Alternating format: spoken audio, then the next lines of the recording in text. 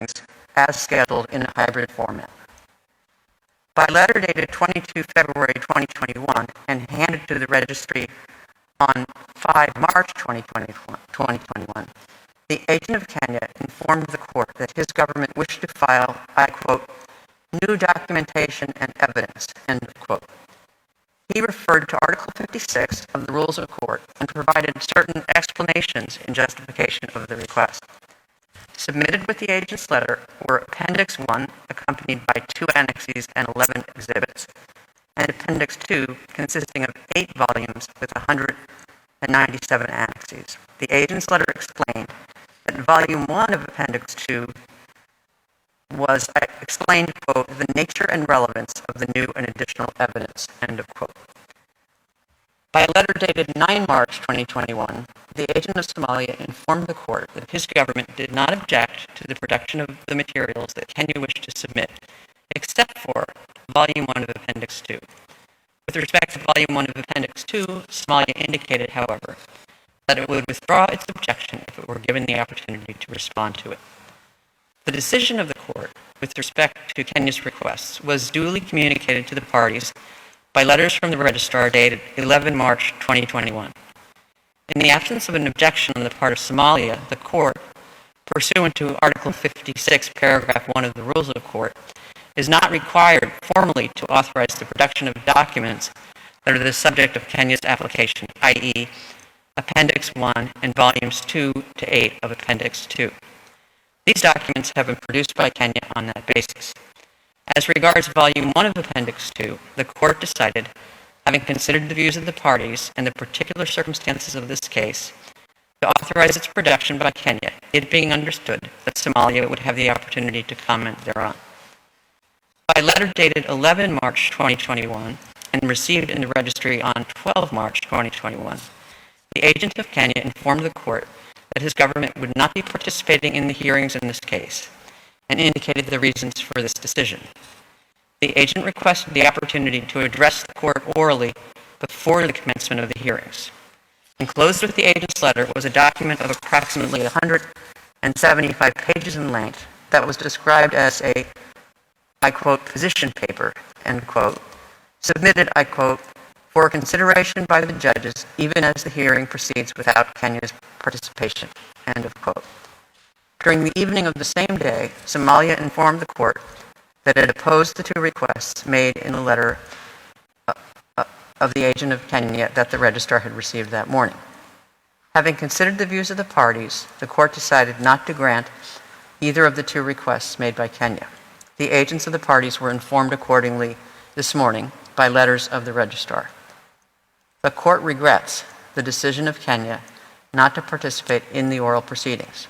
It recalls, however, that the court has available to it the counter-memorial and rejoinder filed by Kenya, as well as multiple volumes of materials that were produced by Kenya and which, pursuant to the decision of the court as communicated to the parties by the registrar's letter of 11 March 2021, are part of the case file.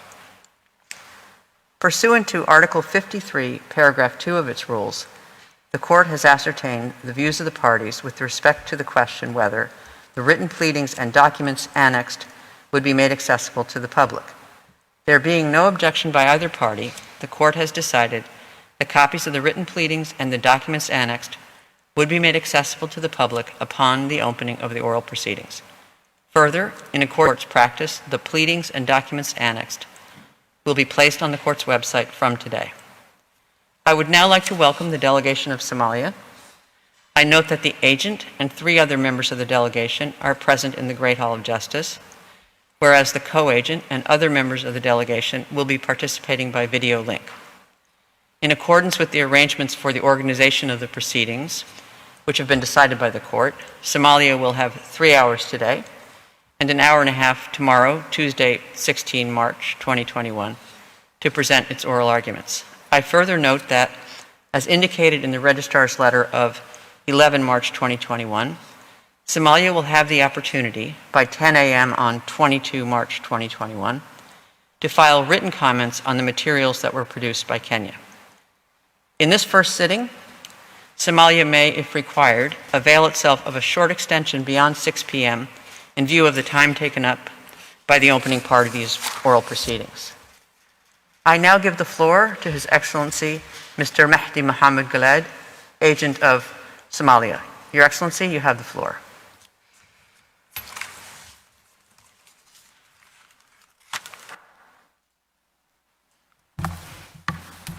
Can I remove?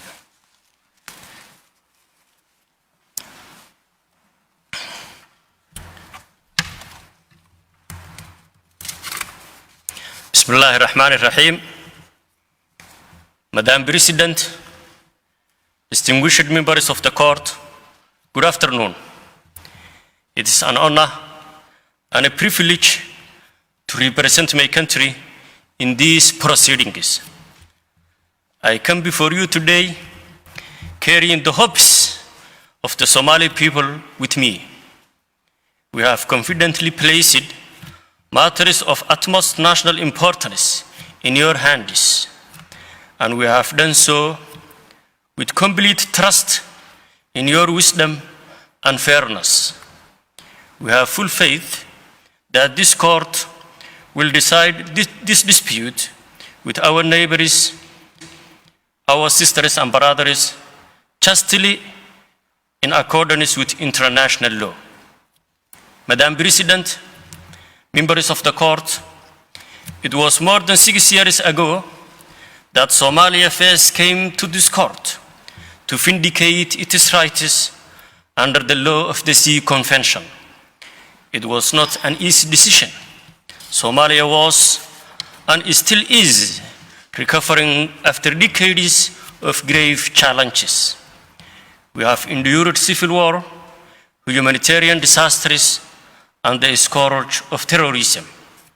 But step by step, Somalia is putting its house back in order.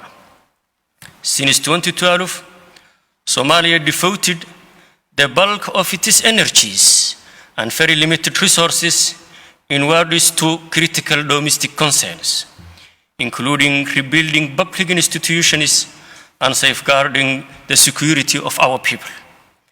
While there remains much that to be done, we have made substantial progress. Rebuilding our house also means tending to our fences with our neighbors. We hoped that it would be possible to settle our dispute with Kenya bilaterally through negotiations. Unfortunately, that proved impossible. Our respective views were too different and too firmly held. That is why we are here today before you. Unfortunately, some of our brothers and sisters in Kenya appear to misinterpret our actions. There are those who view Somalia's decision to initiate and pursue these proceedings as an unfriendly act. For example, at that time, these oral proceedings were initially scheduled to begin. The majority and minority leaders of the Kenyan National Assembly tabled a motion to, among other things, call on the government of Kenya to express to the United Nations the Republic of Kenya's protest against the assertion of jurisdiction by the International Court of Justice over the maritime boundary conflict between Federal Republic of Somalia and the Republic of Kenya. And explore other lawful and constitutional mechanisms for protecting the territory of the Republic, including deploying the Kenya Defense Forces to the subject boundary to undertake the responsibility of protecting the sovereignty and territorial integrity of the Republic. We understand that passions about border issues are easily inflamed, but the matter of delimitation of the maritime boundary between Somalia and Kenya has been entrusted to the judgment of this most distinguished court. The Charter of the United Nations compels all member states to resolve their disputes by peaceful means, including by judicial settlement. By presenting its application initiating this case after negotiations failed. Somalia was carrying out an objective of the Charter by seeking judicial settlement of a dispute that the parties were unable to achieve on their own. And the court itself confirmed the priority of Somalia's recourse to judicial settlement when it agreed that it had jurisdiction over the case. This is as it should be, Madam President, because only with the court's assistance can the impasse be broken, a settlement be found, and legal certainty delivered. We are therefore deeply concerned that Kenya has decided not to appear at these hearings. In Somalia's view, this is inconsistent with Kenya's obligations under the Charter, the statute, and rules of the court, and as a party subject to the jurisdiction of the court in these proceedings. It is also inconsistent with respect for the rule of law. Certainly, Kenya has no grounds to complain about its treatment by the court. Indeed, in Somalia's view, the court has been generous in accommodating Kenya. It granted 3 requests from Kenya to postpone hearings for a total of 18 months. It allowed Kenya to submit more than 4 pages of new documents on the eve of these hearings, more than 2 years after the written pleadings in this case closed. The court even allowed Kenya to submit a 315-page supplemental legal pleading, which is not contemplated by the rules, barely 10 days before the start of the hearings. Kenya thus has been afforded due process in abundance. Fortunately, it is a regrettable decision to boycott the oral hearings cannot prevent them from proceedings, nor can Kenya's defiance prevent the court from fulfilling its mission, and after taking account of both parties' voluminous submission and duly deliberating on them, rendering a final judgment that is final and binding on both parties, which establishes a definitive and permanent maritime boundary between our 2 states. That judgment is critical to Somalia because it will enable us to secure access to the maritime resources to which the law entitles us, resources that are potentially some of Somalia's most valuable assets. Is vital to ensuring the future stability and prosperity of our nation. Those resources will play a major role in assuring Somalia's continued development in a way that benefits all our people. Madam President, on the merits, this case is actually quite straightforward. Both Somalia and Kenya are parties to the United Nations Convention on the Law of the Sea. The court has developed a rich jurisprudence interpreting and applying the provisions of the Convention regarding the delimitation of maritime boundaries. In case after case, the court has applied the 3-step method, and it has now become standard practice.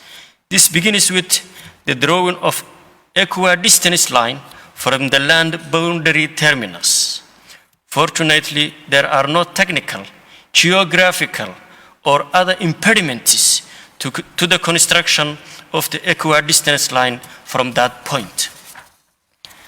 The second step of the process is the examination of the coastal geography for relevant circumstances that might warrant an adjustment to the equidistance line. In Somalia's view, there are none. The coastline is entirely regular, without any anomalous features, and there are no offshore features that distort the equidistance line. The final step of the process is to assess whether significant disproportionality results from the equidistance line. As we have shown in our written pleadings, there is none. There is thus no reason to depart from or adjust the equidistance line. In Somalia's view, the equidistance line is the equitable solution that the law requires. Kenya, of course, would have it differently. It urges the court to depart from the approach followed in every recent maritime delimitation case by adopting as the boundary a line that follows a parallel of latitude rather than an equidistance line. Kenya's main argument is that Somalia has acquiesced in such a line. Madam President, Somalia has never agreed or acquiesced that the boundary should follow of latitude. Our council today will elaborate on what Somalia definitively showed in its written pleadings. Maritime boundaries cannot, as a matter of law, be established through acquiescence. But even if this were possible under the law, it could not be the case here because the facts demonstrate that Somalia never acquiesced to Kenya's unilateral claim that the boundary was the parallel of latitude.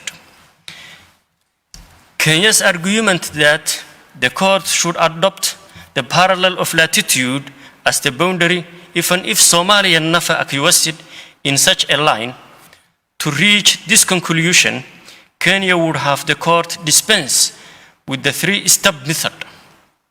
Instead of that standard method, Kenya, in its own words, asks the court to apply a quote parallel of latitude delimitation methodology, end quote. This is not a methodology that has ever been recognized, let alone applied by the court or by any other international court or arbitral tribunal. We cannot help but believe that it has been invented by Kenya, it is made in Kenya for the sole purpose of justifying its claim. It's an obvious contrivance that puts the cart before the horse. It presupposes Kenya's desired outcome, and it is highly prejudicial to Somalia. As such, it fails to produce an equitable solution as the law requires. Madam President, Kenya has not only claimed an extensive maritime area on Somalia's side of the equidistance line, but has also sought to exploit it. In particular, Kenya has authorized exploration activities, including seismic testing and drilling a well in the maritime zone claimed by Somalia. Somalia considers that these activities in a disputed area violate UNCLOS and customary international law. In its written pleadings, Somalia called for full reparation, including compensation for these violations. But we have come before this court in a spirit of peace and goodwill, seeking neither vengeance nor retribution. In this spirit, we have decided not to insist on compensation for past violations of our maritime rights. Madam President, members of the court, it is now my honor to lay out the organization of Somalia's presentations. Following me to the podium this afternoon will be Professor Alain Pellet. He will address Kenya's errors of law on the issue of acquiescence. He will show that it is not possible to establish an international maritime boundary by unilateral action. In the absence of an express agreement or a judicial determination, the establishment of a maritime boundary requires, at very least, tacit agreement. This, Professor Pellet will explain, is an exceedingly high bar to meet, and one cannot be met in the circumstances of this case. Professor Philip Sanders, QC, will then show why the facts do not support a finding that Somalia acquiesced in Kenya's unilateral declaration of a maritime boundary. The record is replete with contradictions in Kenya's position, including statements Kenya made in oral hearings before the court more than 4 years ago. Members of the court who heard Kenya articulate its preliminary objections in September 2016 will recall that Kenya took the view that the boundary remained to be established, not that it had already been agreed or acquiesced to. The argument that Kenya made before you then is directly at odds with the argument it makes now that a maritime boundary came into existence by virtue of Somalia's acquiescence. Having shown that Kenya's acquiescence argument must fail, Somalia's counsel will demonstrate why the boundary should be delimited by the court's standard, three-step method, and why, in application of that method, an equidistance line is the equitable solution here. First, Professor Aline Mayron will lay out the law applicable to the judicial settlement of maritime boundary disputes.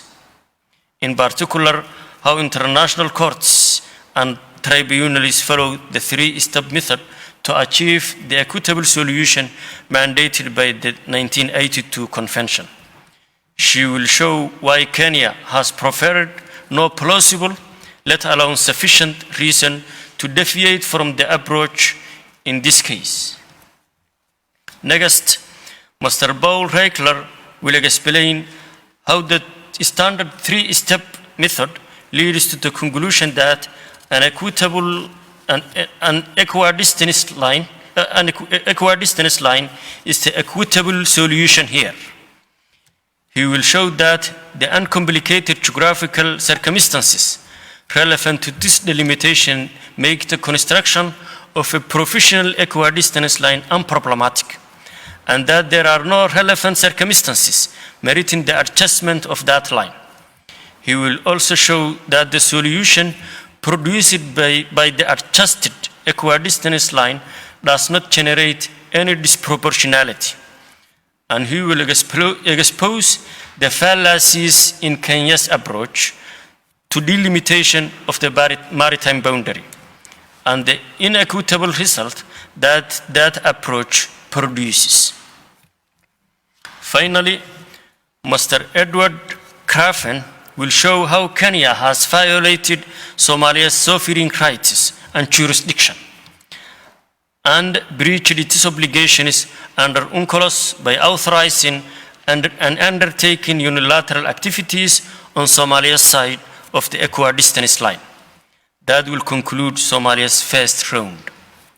At the conclusion of Mr. Craven's presentation, our Assistant Deputy Agent, Mr. Mohammed Umar, will rise to deliver our closing remarks and read Somalia's final submissions.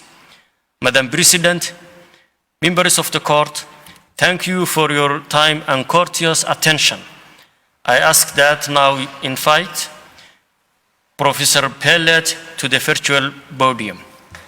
والله ولي التوفيق نعم المولى ونعم النصير. I thank the agent of Somalia and now give the floor to Professor Alain Pillay. You have the floor. Madame la Présidente, Mesdames et Messieurs de la Cour, bonjour. Madame la Présidente, le Kenya a voulu transformer ce qui aurait dû n'être qu'une affaire classique de délimitation maritime en une autre, centrée sur l'acquiescement qu'aurait donné la Somalie à l'amputation de 40% de l'espace maritime lui revenant dans la zone pertinente. Ce faisant, le Kenya torture passablement les principes applicables à l'acquiescement, ce que je vais m'employer à montrer dans un premier temps. Il sollicite très abusivement les faits pour les faire correspondre à cette vision assez singulière de l'affaire. Philippe Sands établira tout à l'heure les preuves sur lesquelles le Kenya prétend se fonder et il montrera que ces preuves ne justifient nullement ses revendications. Madame la Présidente, pour danser le tango, il faut être deux. Et les pas des partenaires doivent se refléter et se compléter. Il s'agit de penser ensemble, l'un avec l'autre, et non chacun de son côté. Eh bien, il en va de même lorsque l'on prétend fonder une frontière sur un acquiescement, un accord tacite, un estoppel ou des effectivités. Dans tous ces cas, la frontière ne sera établie que si la position univoque de l'un des États en cause correspond à celle univoque aussi de l'autre État. Et c'est à dessein que j'ai utilisé ces 4 expressions en vrac. Acquiescement, accord tacite, estoppel et effectivité. Non pas que je les croie équivalentes, mais le Kenya, pour sa part, les utilise de manière interchangeable dans un flou artistique. En réalité, elles n'ont pas la même valeur ni la même fonction. D'abord, excluons l'estoppel. On peut avoir des doutes sur la spécificité en droit international de cette notion technique propre au common law, mais sans vouloir entrer ici dans un débat théorique dépassant les limites de nos préoccupations actuelles, je me bornerai, comme la Chambre de la Cour dans l'affaire du Golfe du Maine, que je viens de citer, à relever que les mêmes faits étant pertinents, aussi bien pour l'acquiescement que pour l'estoppel, sauf pour ce qui est de l'existence d'un préjudice, on peut considérer les deux notions comme des aspects distincts d'une même institution. Il en est ainsi en tout cas au fin de l'affaire qui nous intéresse. Et je remarque que dans les deux cas, l'élément décisif est une acceptation claire et constante de la position de l'un des États par l'autre. Pour que l'on puisse parler d'accord tacite, il faut que cette acceptation, cet acquiescement, porte sur des prises de position, elles aussi claires et constantes, exprimées soit dans des textes express, dénués d'ambiguïté, soit à travers certains comportements convergents présentant les mêmes caractères et traduisant l'entente des deux États. C'est alors qu'interviennent les effectivités. Madame la Présidente, un traité suppose un négocium et un instrumentum. Il en va de même d'un accord tacite qui est une sorte de traité, même s'il n'entre pas dans la définition de l'article 2, paragraphe 1A de la Convention de Vienne. Un tel accord n'existe que si une position commune aux États concernés, c'est l'équivalent du négocium, c'est clairement manifesté et c'est le succédané de l'instrumentum. Or, dans notre affaire, il ne peut faire aucun doute que, faute de traité écrit en bonne et due forme, dont il n'y a évidemment pas trace dans le dossier de notre affaire, la frontière dont nos adversaires se prévalent ne pourrait exister qu'en vertu d'un accord tacite tel que je viens de le définir, établissant un tracé résultant d'accès ou de comportement du Kenya clairement et constamment accepté par la Somalie. Je rappellerai dans un premier temps qu'en matière de délimitation maritime, et à vrai dire en matière de délimitation tout court, tout unilatéralisme est exclu, du moins lorsque les intérêts ou les entitlements, il n'y a décidément pas d'exact équivalent français, lorsque donc les entitlements d'autres États sont en cause. Et j'examinerai ensuite, dans un second temps, les conditions très strictes auxquelles l'existence d'un accord tacite est subordonnée, qu'il s'agisse du comportement de l'État qui serait à l'origine de l'accord tacite en question, ou du positionnement de l'État partenaire.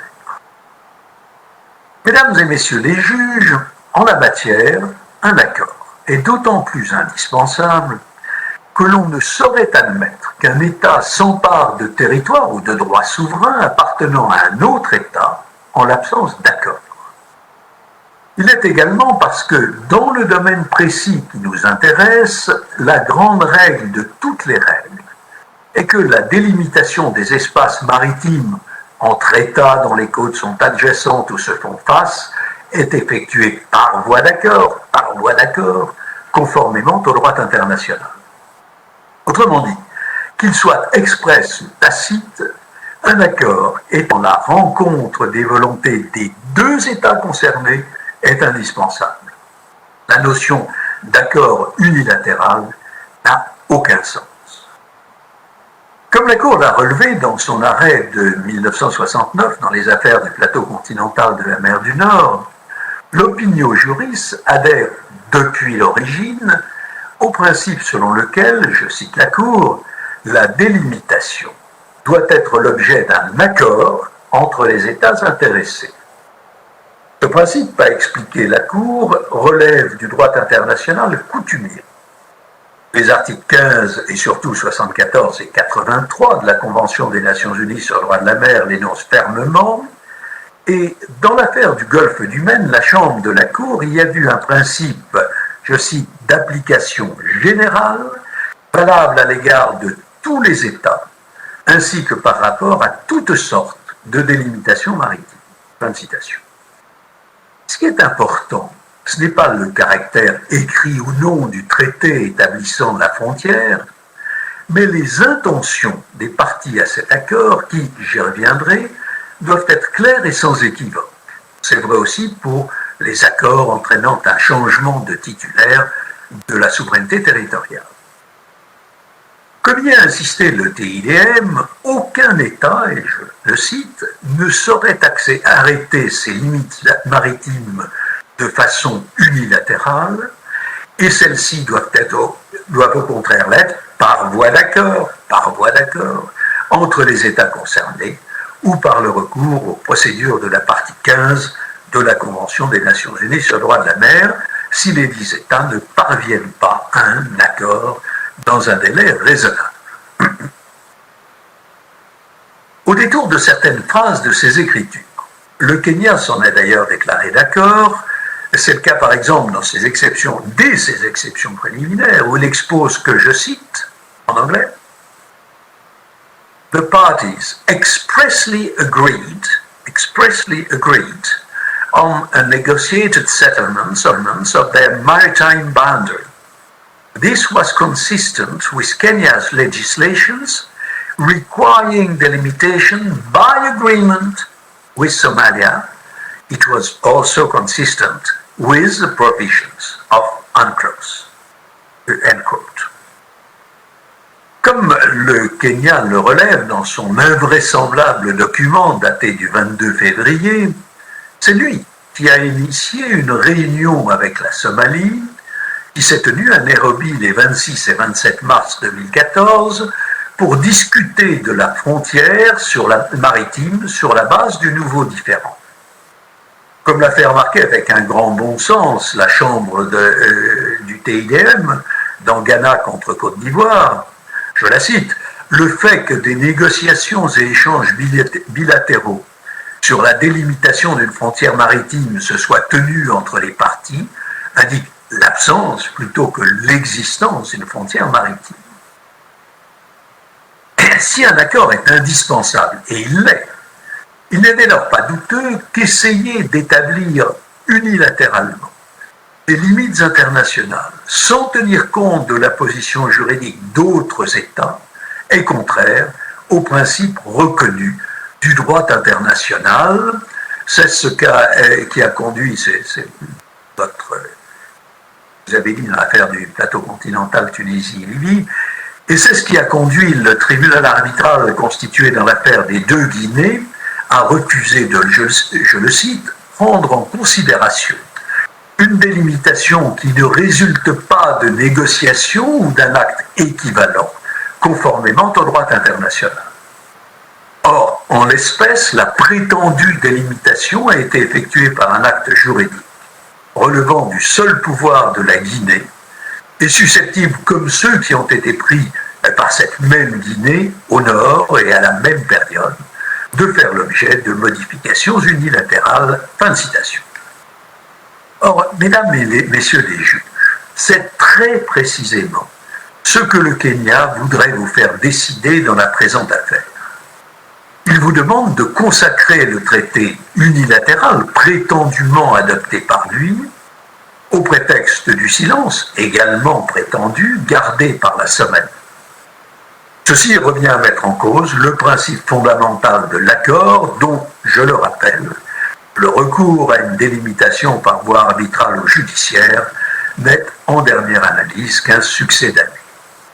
C'est que le Kenya est embarrassé par cette exigence d'accord. Il est conscient qu'il n'y a pas davantage d'accords tacites que de traités express fixant le tracé de la frontière et que les conditions très strictes mises par la jurisprudence à l'existence d'un accord tacite, comme d'ailleurs un acquiescement, et je vais y revenir, ne sont pas remplies en l'espèce. Du coup, il met la sourdine en ce qui concerne l'existence prétendue d'un accord tacite dont il s'efforce de parler le moins possible en tant que fondement de sa prétention frontalière. Et il insiste presque exclusivement sur quelques comportements unilatéraux qu'il impute à la Somalie et qui constitueraient la preuve de l'acceptation, de l'acquiescement ou du consentement de celle-ci. Autrement dit, il se fonde sur des comportements purement individuels et toujours tacites, il ne s'agit que de silence, comme si ceux-ci pouvaient constituer des justifications autonomes établissant la frontière défendue par nos adversaires. Mais décidément non, Madame la Présidente, un acte unilatéral n'est pas un traité ou un accord, il n'y a pas de différence de nature, c'est une simple question d'appellation. Comme la Cour l'a souligné dans Tunisie-Libye, essayer d'établir unilatéralement des limites internationales sans tenir compte de la position juridique d'autres États est contraire aux principes reconnus du droit international. Selon le Kenya, la délimitation de sa frontière maritime avec la Somalie résulterait de ses propres déclarations unilatérales, jumelées ou non avec le silence prétendument gardé par la Somalie. Je dis ou non car il arrive fort souvent que le Kenya se passe même de ce second temps du processus. Ainsi, par exemple, il n'a pas hésité à affirmer au paragraphe 224 de son contre-mémoire, je le cite, The 1979 EEZ proclamation was thus both declarative and prescriptive, and entailed rights and obligations for other states. C'est de l'unilatéralisme à l'état pur et ce n'est pas compatible avec l'exigence d'un accord. Même lorsqu'il l'exprime de manière moins caricaturale, le point de départ de la thèse du Kenya est toujours constitué par ses propres décisions unilatérales. Un exemple parmi d'autres. Au paragraphe 206 de son contre-mémoire, je le cite, First, in 1979 and again in 2005, Kenya officially notified other states, including Somalia, that the single line of maritime delimitation with Somalia, up to 200 miles limit of the EEZ, followed the parallel of latitude. End of quote. Le Kenya ne propose pas de procéder à des négociations en vue de délimiter la frontière maritime par voie d'accord, il informe unilatéralement la communauté internationale du tracé de celle-ci et qu'il a seul décidé. Et les exemples de ce genre abondent. La frontière étant établie par les déclarations kenyanes, il appartiendrait aux autres États de protester contre ce fait accompli.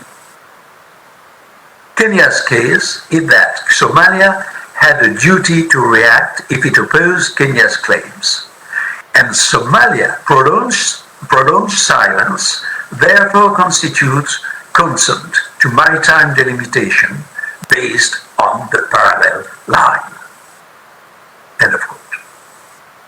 Contraire à l'exigence fondamentale de l'accord, cette position du Kenya, justifiant la création de frontières maritimes par un ou des actes unilatéraux, est juridiquement indéfendable.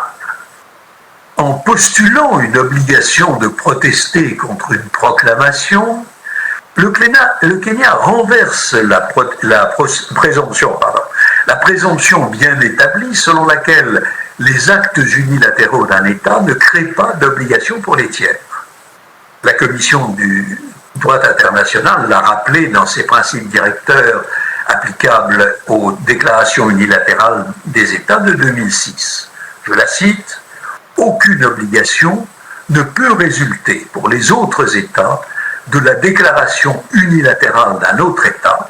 Cependant, le ou les États concernés peuvent se trouver engagés par une obligation relative à cette déclaration unilatérale dans la mesure où ils ont clairement accepté une telle déclaration. Le silence ne suffit pas.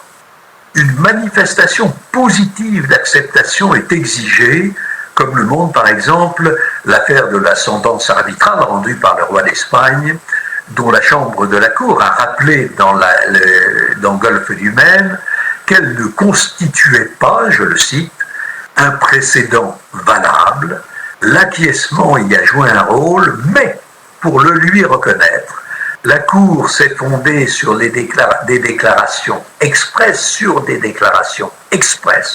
du Nicaragua et sur un comportement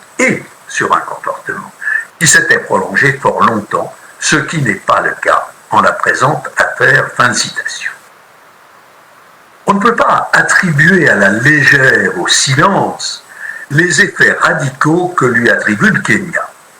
Et cela est tout particulièrement vrai lorsqu'il s'agit d'abandon ou de transfert de la souveraineté territoriale ou de droits souverains. Certes, comme le Kenya l'a relevé dans sa duplique bis, vous avez admis dans Pedra Branca qu'un changement du titulaire de la souveraineté pourrait résulter d'un accord tacite et, je vous cite, découler du comportement des parties. Mais vous avez aussitôt souligné que, je vous cite à nouveau, si le droit international impose à cet égard une forme particulière, il met en revanche l'accent sur les intentions des parties. Et un peu plus loin, dans un passage que le Kenya se garde de citer, la Cour insiste, je lis, ce passage un peu long, un point déterminant pour l'appréciation que fera la Cour du comportement des parties tient à l'importance de premier plan que revêt en droit international et dans les relations internationales la souveraineté étatique sur un territoire, ainsi que le caractère stable et certain de cette souveraineté. De ce fait, tout changement du titulaire de la souveraineté territoriale, fondé sur le comportement des parties, doit se manifester clairement et de manière dépourvue d'ambiguïté au travers de ce comportement et des faits pertinents. Cela vaut tout particulièrement si ce qui risque d'en découler pour l'une des parties est en fait l'abandon de sa souveraineté sur une portion de son territoire. Accepter la thèse du Kenya, ce serait admettre qu'une proclamation unilatérale vaut injonction de réagir dès sa notification internationale, à défaut de quoi le contrevenant serait présumé lié. Madame la Présidente, un accord est indispensable pour délimiter une frontière, qu'elle soit terrestre ou maritime d'ailleurs. Mon camarade de Philippe Sands montrera qu'un tel accord tacite ou a fortiori express est introuvable dans notre affaire. Mais pas à dire, mesdames et messieurs les juges, que jamais, quelles que soient les circonstances, une délimitation ne pourrait résulter d'un accord tacite. Mais bien qu'il n'y en ait pas trace dans notre affaire, j'ajoute tout de même pour surplus de droit que les conditions nécessaires à l'existence d'un tel accord en matière de délimitation sont particulièrement strictes. La jurisprudence sur ce point est bien établie, selon la célèbre formule de la Cour dans son arrêt du 8 octobre 2007 dans Nicaragua contre Honduras, que je cite également. Les éléments de preuve attestant l'existence d'un accord tacite doivent être convaincants. L'établissement de frontières maritimes permanentes est une question de grande importance et un accord ne doit pas être présumé facilement. Et l'absence d'un écrit rend pour l'État qui invoque un accord tacite la preuve de son existence particulièrement difficile. Une affaire récente que vous connaissez bien met en évidence l'importance toute spéciale d'un écrit comme preuve d'un accord tacite.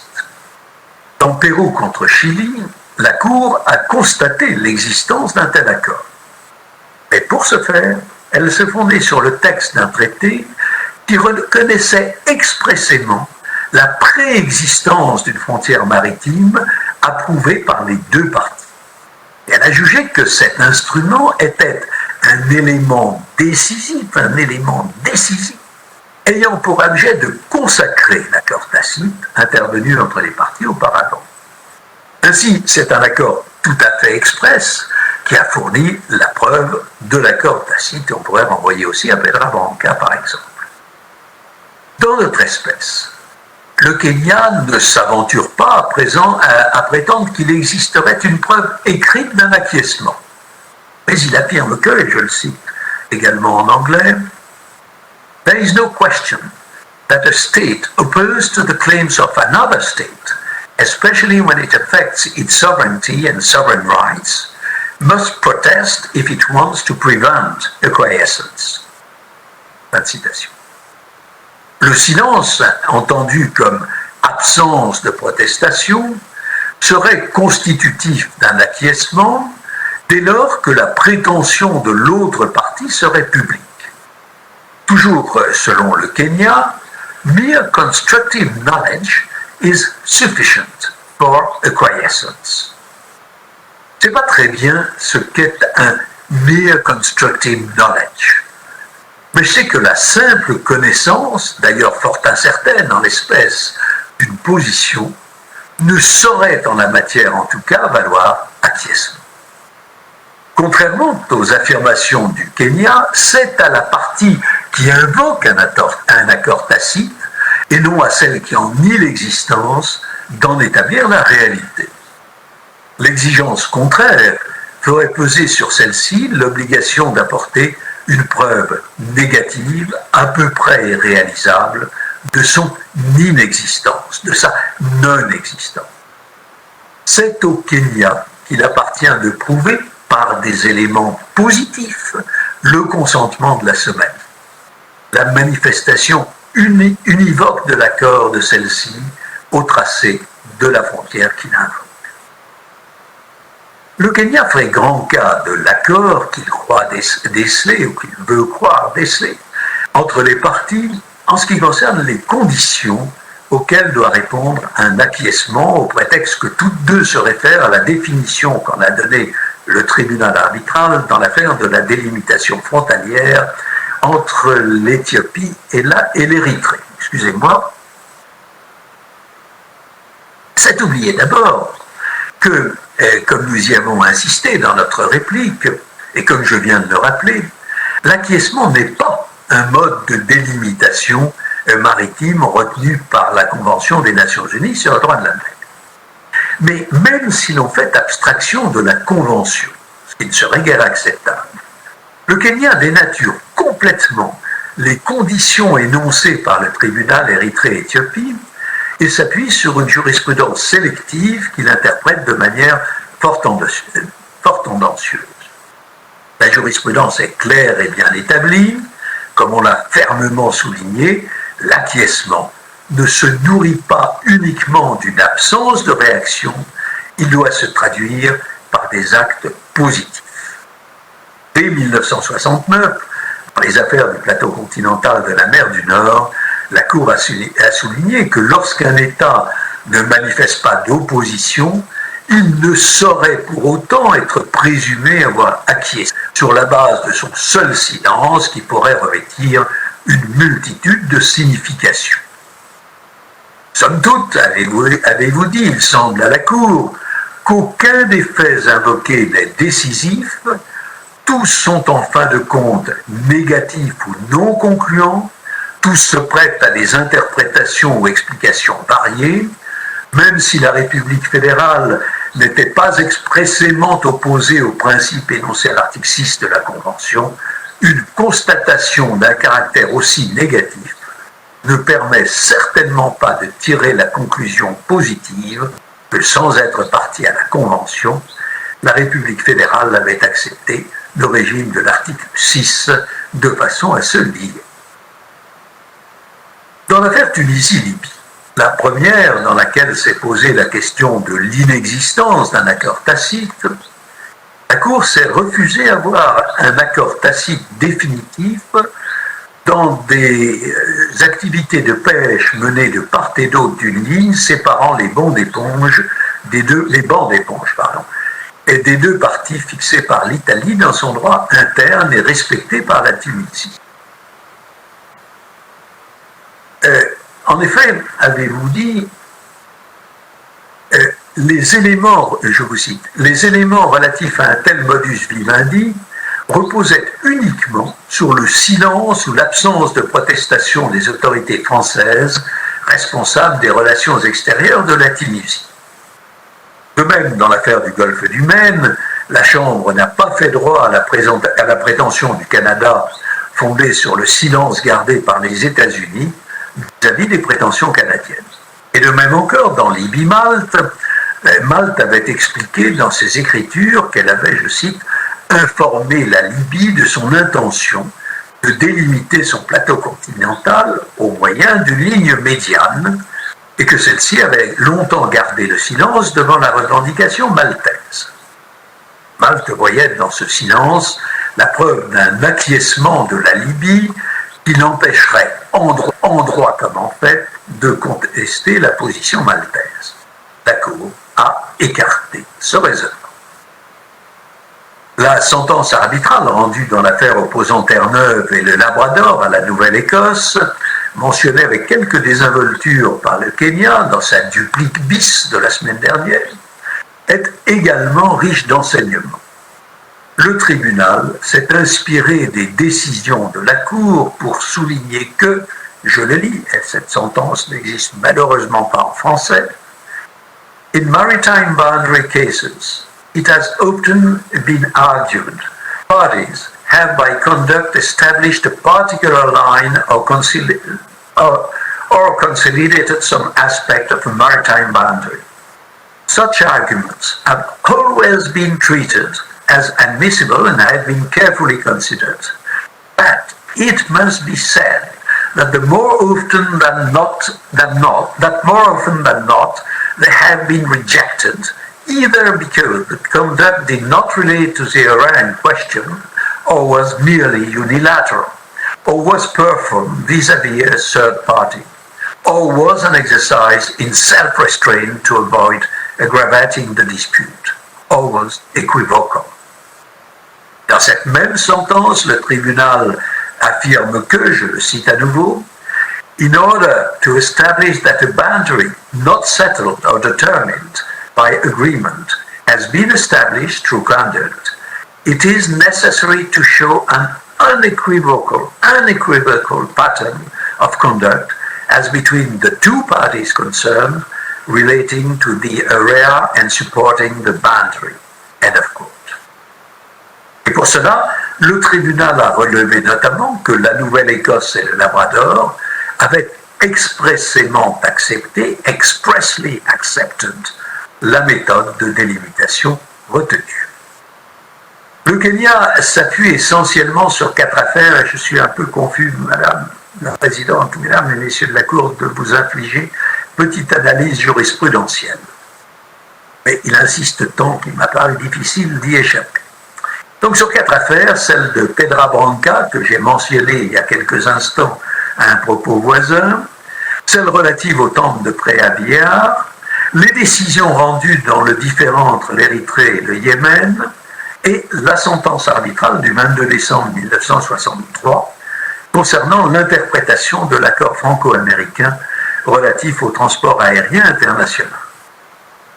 Il n'est guère nécessaire de discuter cette dernière affaire qui ne portait ni sur un problème de frontières, ni sur une question de souveraineté territoriale. En outre, l'élément décisif qui a conduit le tribunal arbitral à reconnaître l'existence d'un accord tacite était que le consentement de la France avait été donné dans le cadre d'une négociation et s'était traduit par une lettre formelle, donc un acquiescement express et écrit, dont l'interprétation logique était confirmée par la pratique subséquente des parties.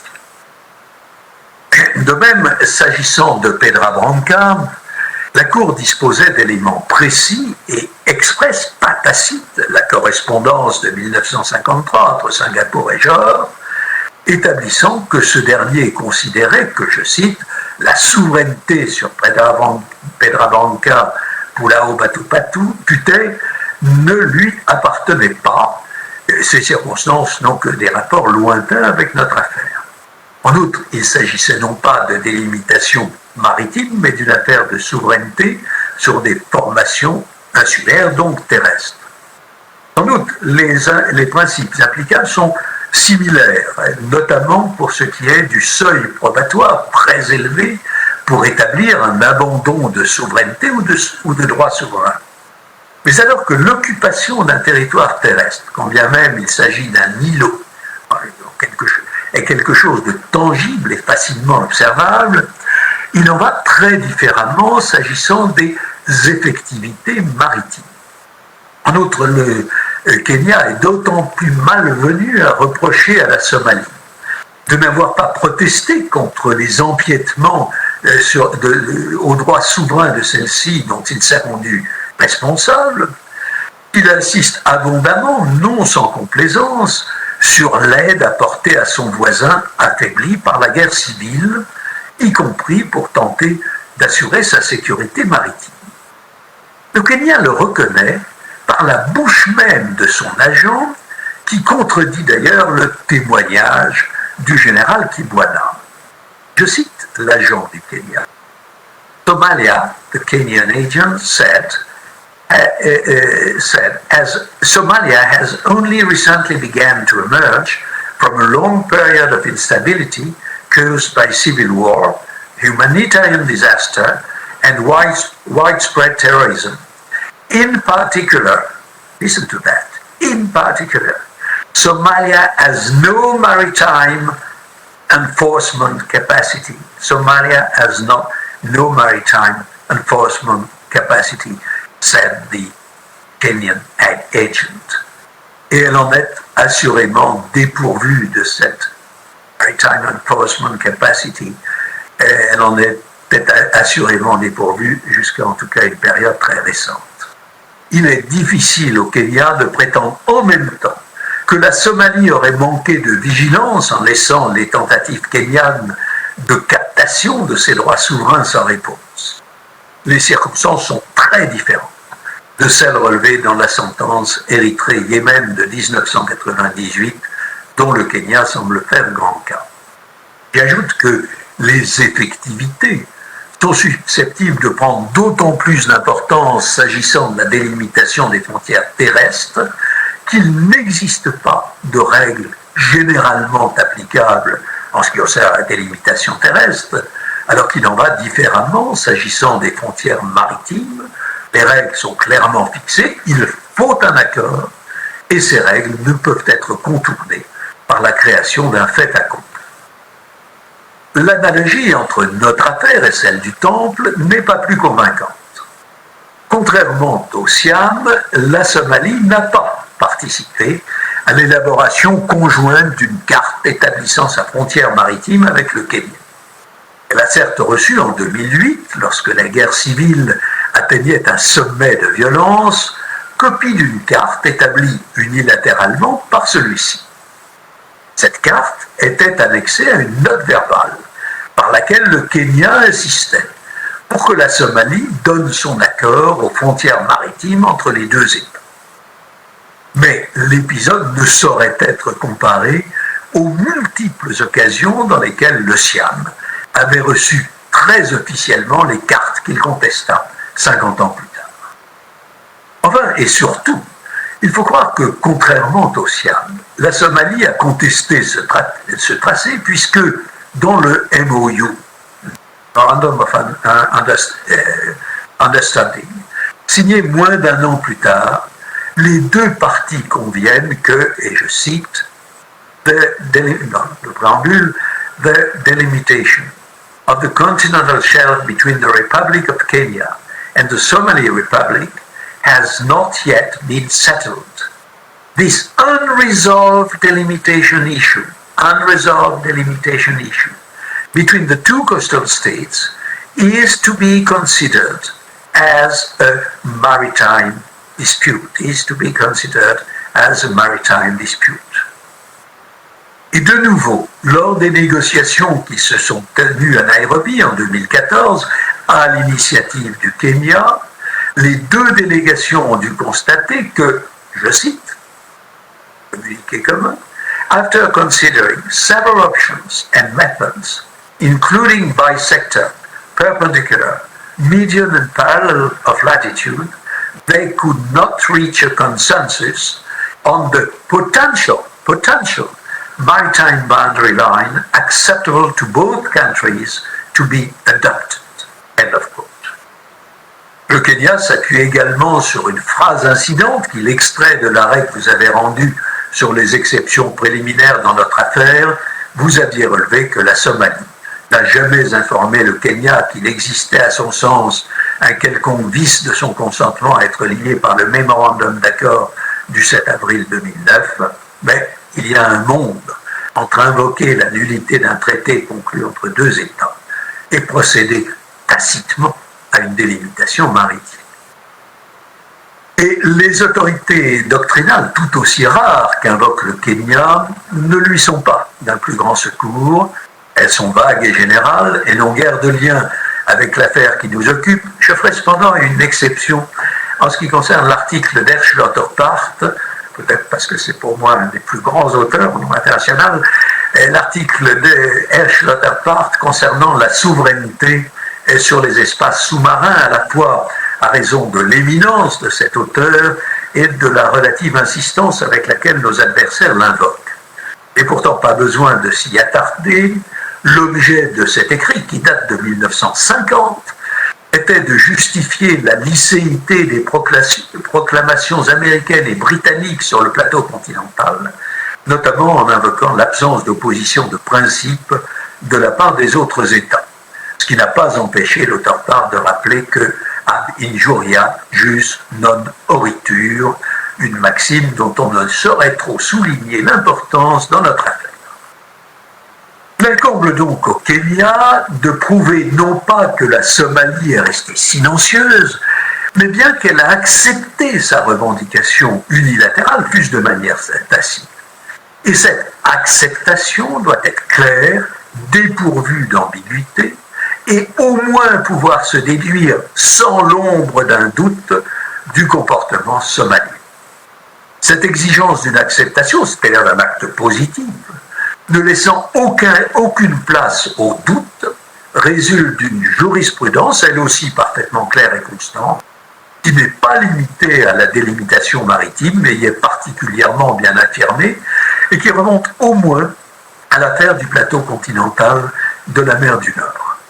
Comme l'écrit Charles de Vicher, une notification peut ne susciter aucune réaction.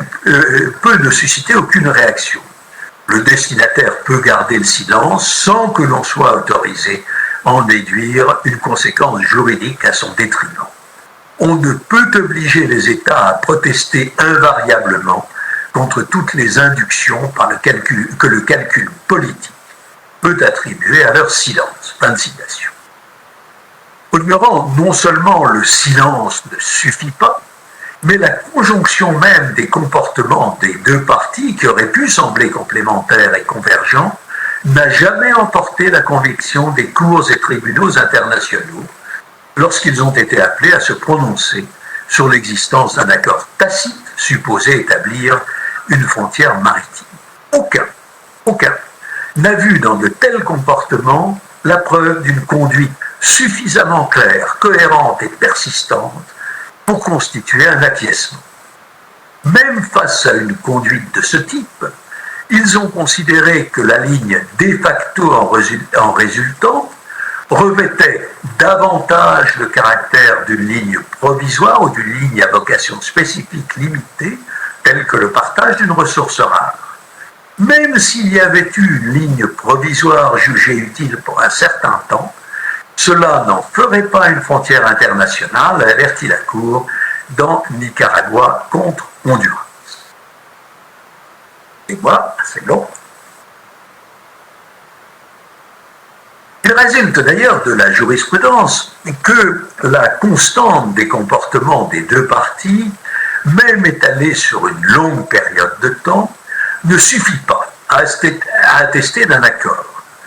Ceci résulte également d'un autre élément de l'affaire du plateau continental Tunisie-Libye. Cette dernière, la Libye, avait aligné ses concessions pétrolières sur celles tracées auparavant par la Tunisie. Et les deux États avaient respecté cette ligne de facto à la fois pour la prospection sismique et pour la réalisation de nombreux forages, sans protestation aucune de la part de l'autre partie. Malgré cette conduite, la Cour n'en a pas moins conclu que cette ligne ne lui paraissait pas remplir les conditions qui la rendraient opposable à l'autre partie. De même, dans Libye-Malte, dans l'arrêt Libye-Malte de 1985, la Cour rejette l'argument de cette dernière selon lequel la ligne commune des concessions frontalières était, je cite, un type de comportement suffisamment net pour constituer soit un acquiescement, soit une indication utile des vues de l'une des parties sur une solution équitable. Fin de citation. Dans Nicaragua contre Honduras, enfin, après avoir constaté qu'à certaines périodes, le 15e parallèle semble avoir joué un certain rôle dans la conduite des deux parties, la Cour s'est refusée à en conclure qu'il existait une frontière maritime internationale juridiquement établie entre les deux États. Et plus récemment, dans l'affaire de délimitation maritime qui opposait le Ghana à la Côte d'Ivoire devant une chambre du TIDM, l'État requérant se prévalait d'une frontière maritime tacite, respectée pendant 5 décennies et valable pour l'ensemble des espaces maritimes des parties.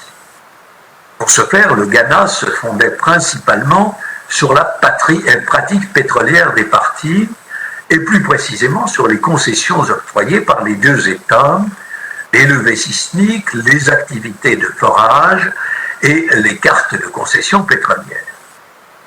Ghana avait aussi montré que les concessions octroyées étaient alignées sur une ligne d'équidistance que, je cite, chaque État avait confiné ses activités pétrolières à la zone qui se trouvait de son côté de cette ligne et que, je cite toujours, chacune a préalablement demandé et obtenu l'autorisation de l'autre avant de franchir la dite ligne pour procéder au levé sismique. Malgré l'abondance, c'était la fin de la citation, malgré l'abondance, la concordance et la variété de ces preuves, la Chambre spéciale a considéré que la pratique pétrolière, aussi constante soit-elle, ne suffisait pas en elle-même à établir l'existence d'un accord tacite sur une frontière maritime. Elle n'a pas davantage été convaincue par les autres éléments invoqués par le Ghana. La Chambre a considéré que les législations des deux parties, les demandes déposées auprès de la CNPC et les échanges bilatéraux entre les deux États ne permettaient pas d'établir l'existence d'un accord frontalier tacite. Madame la Présidente, sans vouloir empiéter sur la démonstration factuelle qui revient à Philippe Sands, je note que pour apprécier la portée juridique du comportement de la partie somalienne, certains précédents présentent une importance particulière. C'est le cas, par exemple, des affaires durant lesquelles il est apparu que les parties avaient mené des négociations en vue de la délimitation de leurs espaces maritimes. Et ainsi, toujours dans Ghana contre Côte d'Ivoire, la Chambre spéciale du TIDM a relevé, je le cite, que les parties reconnaissent toutes deux que des échanges bilatéraux ont eu lieu mais divergent quant à leur teneur exacte et à la portée qu'il convient de leur accorder dans le présent différend. De l'avis de la Chambre spéciale, le simple fait que ces échanges aient eu lieu est significatif, car il montre que les parties ont reconnu la nécessité de délimiter la frontière maritime qui les sépare. Et la Chambre spéciale de conclure, les négociations bilatérales qui se sont tenues ultérieurement au sein de la commission de délimitation de la frontière maritime de 2008 à 2014 confirment que les parties reconnaissaient l'absence de frontières maritimes entre elles. Dans Nicaragua contre Honduras, la Cour a noté que ce dernier a accepté, dans un échange de notes de 1977, d'engager les étapes préliminaires des pourparlers en vue de la délimitation définitive de la zone maritime et sous-marine dans la région de la mer des Caraïbes. Et par une note de 1982, le ministre des Affaires étrangères du Honduras convenait avec le ministère des Affaires étrangères du Nicaragua que la frontière maritime entre le Honduras et le Nicaragua n'avait pas été délimitée en droit. Selon la Cour, qui se référait à l'affaire des Minquiers et Écréous, cette reconnaissance devait donc être considérée comme la preuve des buts officiels du Honduras à l'époque.